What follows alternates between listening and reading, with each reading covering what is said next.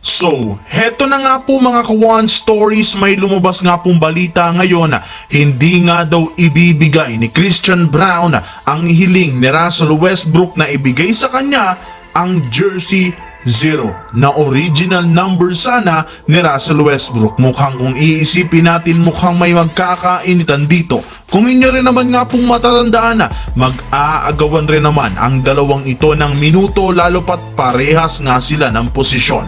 Tara talakayin natin yan at pag-usapan ng balita nga bumaliktad nga po si Stephen Curry at tinanggihan na ang offer sa kanya ng Golden State Warriors. Pero bago yan, please don't forget to hit the notification bell at mag-subscribe sa aking channel. Ang video ng ito ay hatid sa inyo ng 1xBet. Suportahan at manalo sa inyong paboritong kupunan sa NBA, PBA at ngayong Paris Olympics. Maaaring makakuha up to 12,000 cash bonus sa inyong first deposit gamit ang aking promo code. Pag tama ang prediction mo, panalo ka. Pindutin lamang ang link sa comment section at mag-register gamit ang iyong GCash account para makapag-cash in at cash out. Isang paalala, tumaya mga Kawan Stories ng responsable.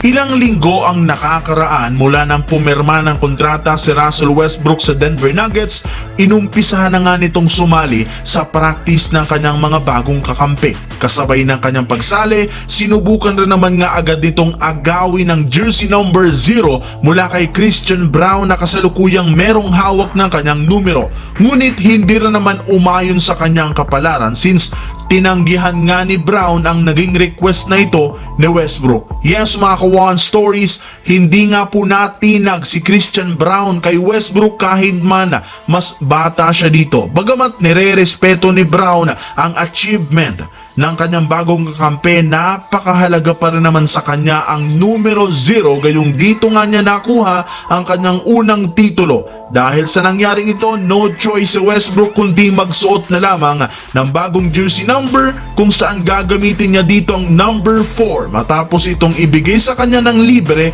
ng kanyang kakampi na si Hunter Tyson na gagamit ni lamang ng number 5. Sa kabilang banda naman, hanggang ngayon, pinag-uusapan pa rin ng mga fans sa social media ang posibilidad na pag-alis ni Stephen Curry dahil sa ginawa nitong pahiwatig ng mga nagdaang linggo. Pero sa kabila niyan, naninindigan pa rin naman ng Warriors sa kagustuhan nilang mapanatili ito. Sa katunayan, kahit meron pa itong natitirang 2 taon sa kanyang kasalukuyang kontrata, ino-ofera na nga nila agad ito ng 1-year, $63 million extension na pwede niyang kunin at pirmahan hanggang October 22.